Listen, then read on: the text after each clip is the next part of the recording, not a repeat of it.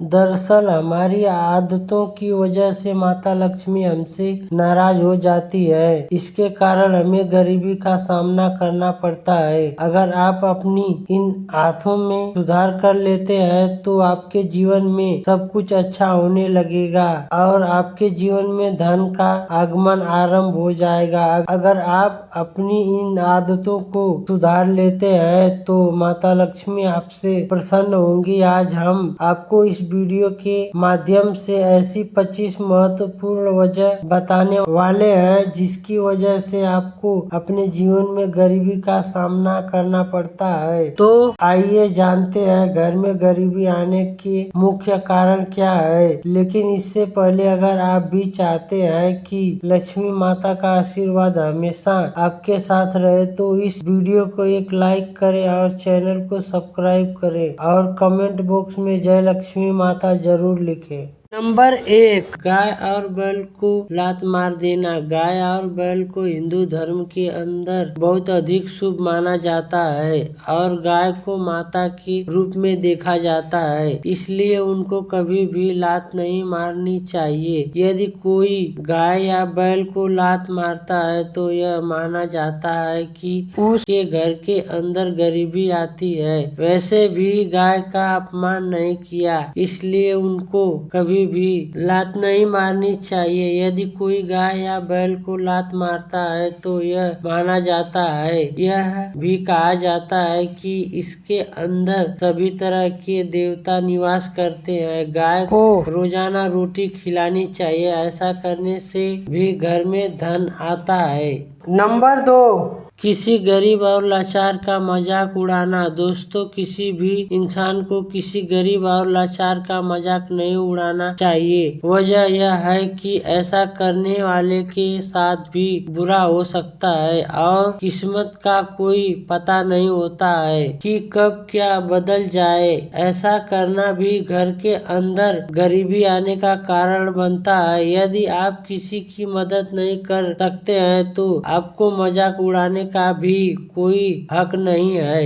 Number 3, माता पिता का अपमान करना। एक अच्छा इंसान कभी भी अपने माता पिता का अपमान नहीं करता है। यदि आप भी अपने माता पिता का अपमान करते हैं तो इससे भी आपके घर में गरीबी आ सकती है। जितना हो सके आपको अपने माता पिता का सम्मान ही करना चाहिए। नंबर 4, साधु और फकीर को अपमानित।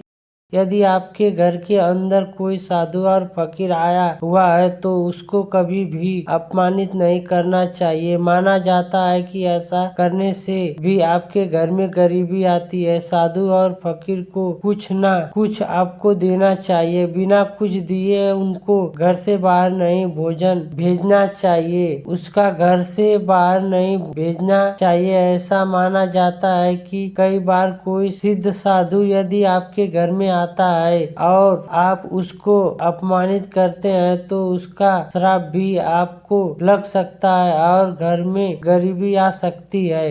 नंबर 5, बिस्तर पर बैठकर खाना खाना। अधिकतर देखा जाता है कि घर में लोग खाना बिस्तर पर बैठकर खाते हैं। वास्तुशास्त्र के अनुसार बिस्तर पर बैठकर खाना खाने से माँ लक्ष्मी नाराज हो सकती है और आर्थिक समस्याओं से सकते हैं। नंबर 6, खाली बाल्टी। कई बार घर में लोग बाथरूम में खाली बाल्टी रखते हैं। कहा जाता है कि इससे घर में नकारात्मकता आती है और घर के सदस्यों में नेगेटिव आने लगती है। आप खाली बाल्टी को उल्टा करके रख सकते हैं।